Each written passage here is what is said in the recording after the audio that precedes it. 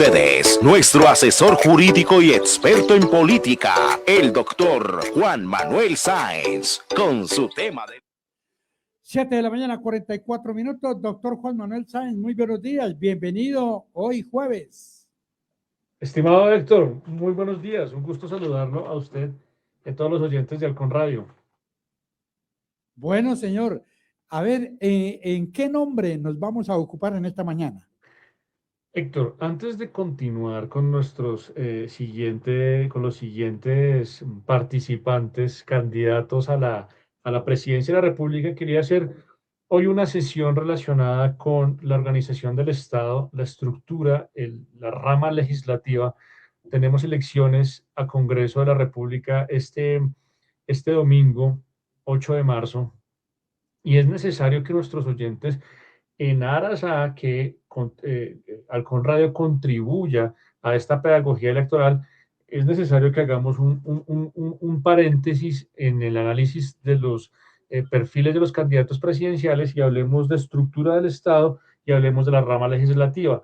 ¿Qué vamos a ir a hacer el domingo 8 de marzo? ¿Por qué es importante estas elecciones del Congreso? ¿Qué significa rama legislativa? ¿Y qué hacen ellos? Porque muchas personas consideran que las únicas elecciones importantes son las del presidente de la República y hoy quisiéramos desvirtuar o como se dice, como decía un programa popular en Colombia, reducir un poquito los índices de ignorancia.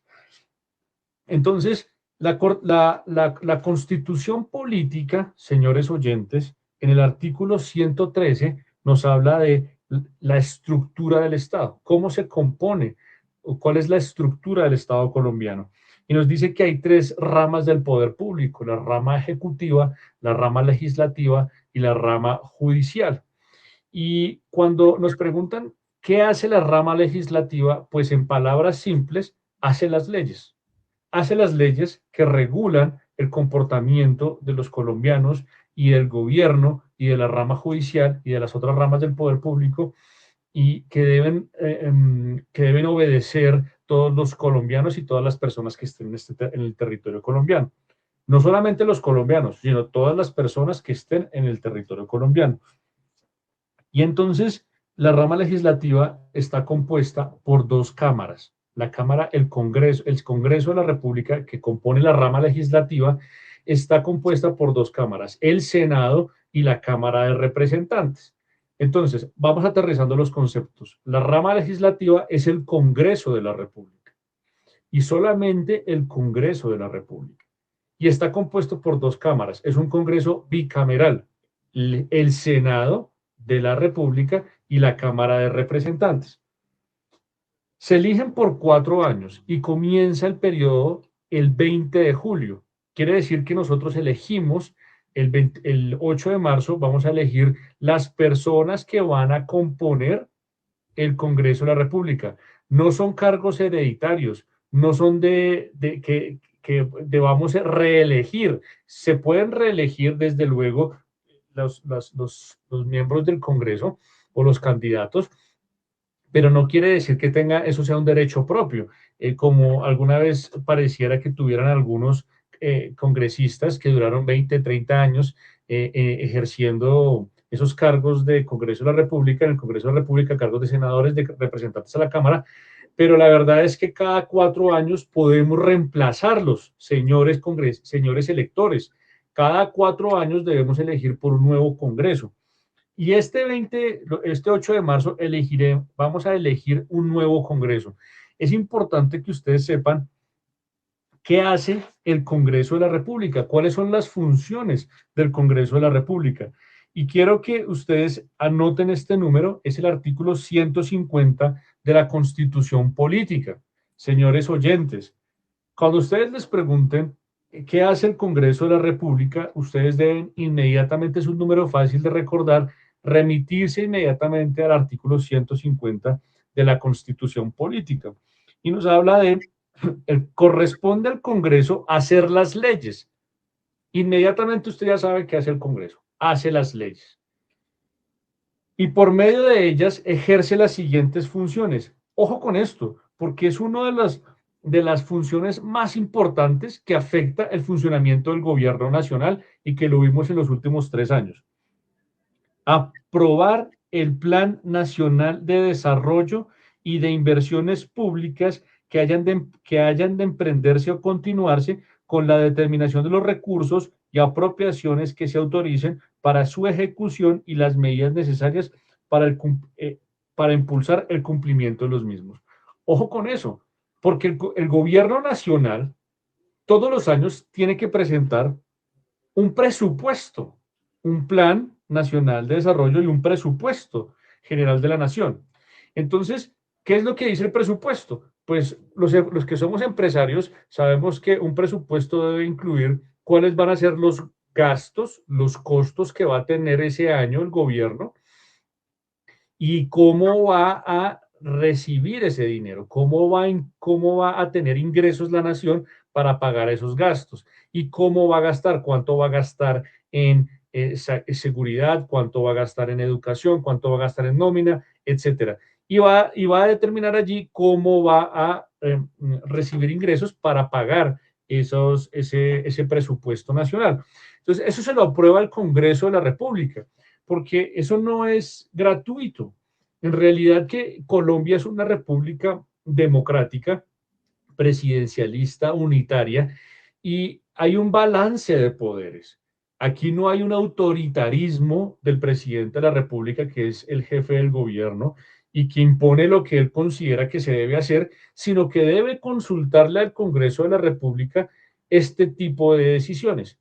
¿Como cuáles? O someter a aprobación del Congreso de la República este tipo de decisiones, como la aprobación del presupuesto o del Plan Nacional de Desarrollo.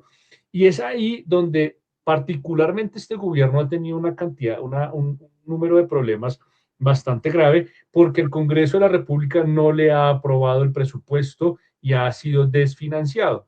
Y ha tenido que este gobierno buscar formas de financiar ese presupuesto a través de las mal llamadas reformas tributarias o de la declaratoria de emergencia nacional para imponer impuestos.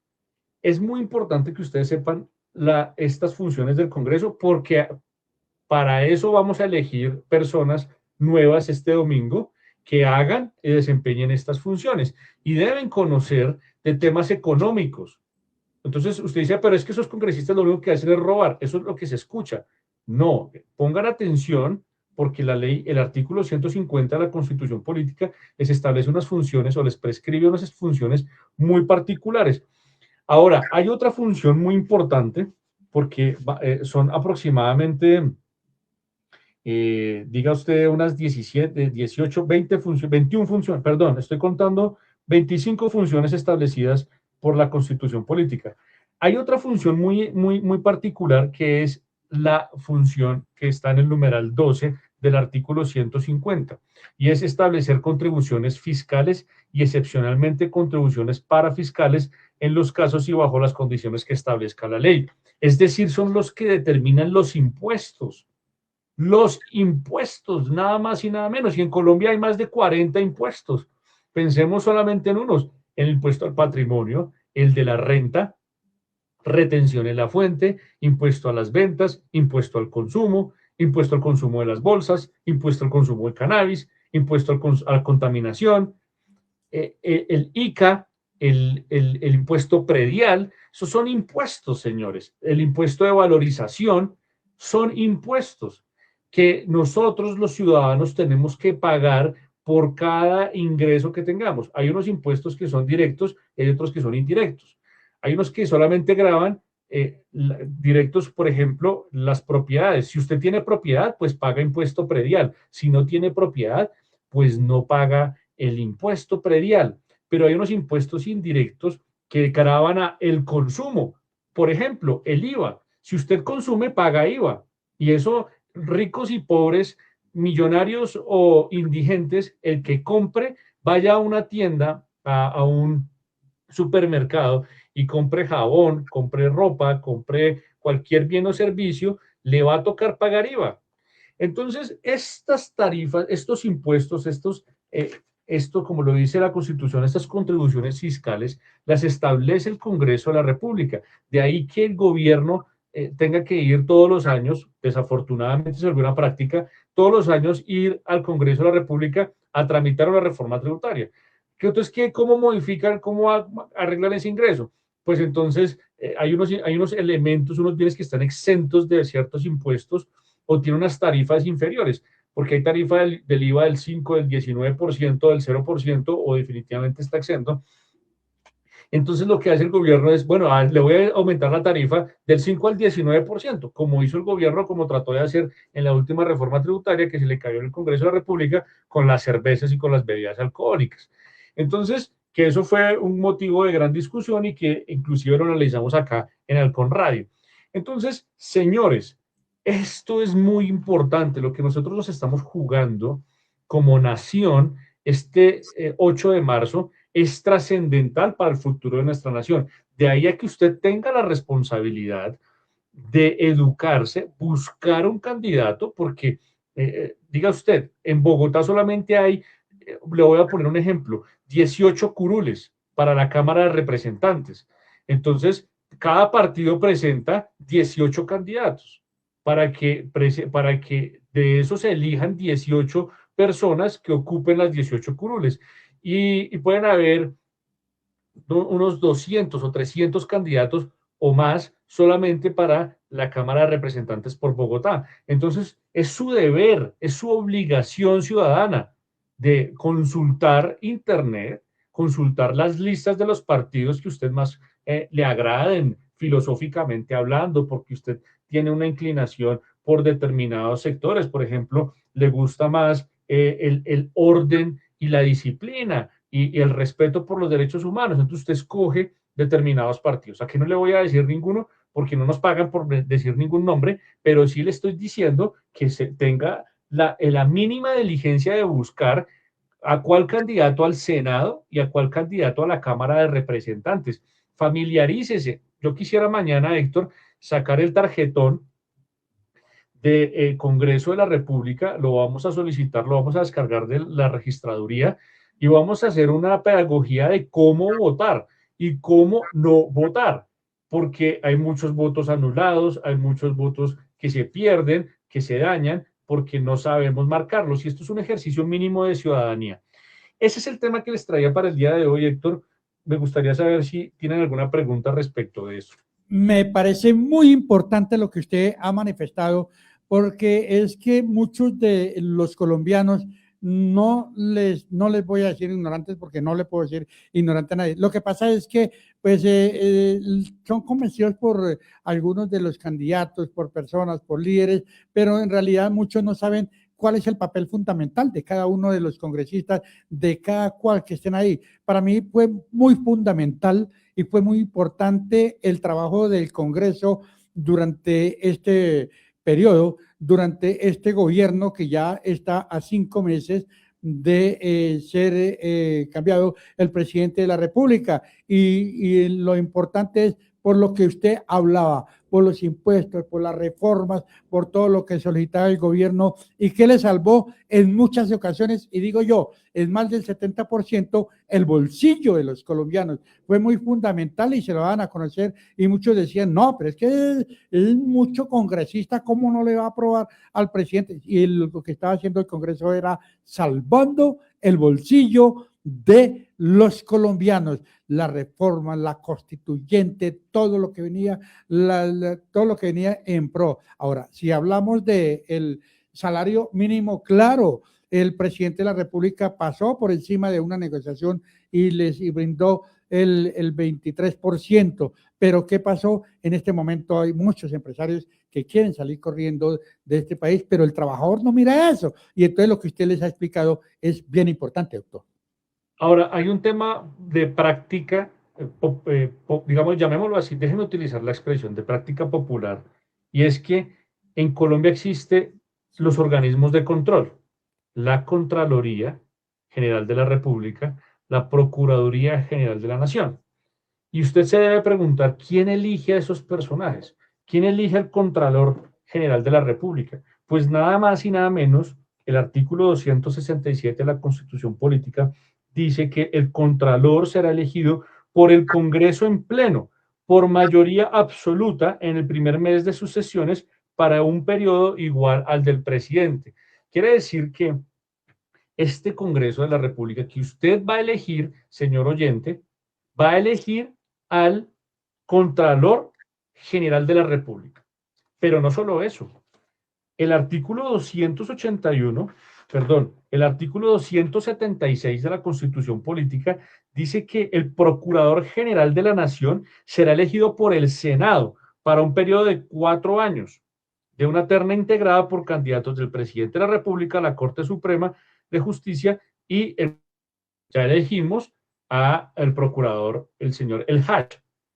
Eso lo eligieron en el gobierno en el periodo de los 4 años que se están terminando, ese cuatrienio que se está terminando, eligieron al Hach, pero va a terminar su periodo constitucional en 2 años aproximadamente, y será este Congreso que usted, señor oyente, va a elegir, quien va a elegir al nuevo Procurador General de la Nación. Y como si eso fuera poco, el Congreso de la República, la Cámara de Representantes, elige al defensor del pueblo, esa persona que representa, que defiende los derechos humanos de todos los colombianos, lo elige la Cámara de Representantes. Y hay muchísimas más funciones que por tiempo y respeto a la audiencia y a los espacios que tiene la emisora, no podemos definir, no podemos hacer toda una cátedra jurídica respecto de las funciones del Congreso. Pero sí le suplico que usted se familiarice con esta información y tenga la responsabilidad y cumpla la responsabilidad de informarse y consultar las páginas de internet de los partidos políticos para que usted pueda elegir de forma consciente e informada las próximas personas que van a componer el Congreso de la República de Colombia. Ese era el tema que les traía para el día de hoy. Les deseo un feliz resto de día, éxitos en todas sus gestiones.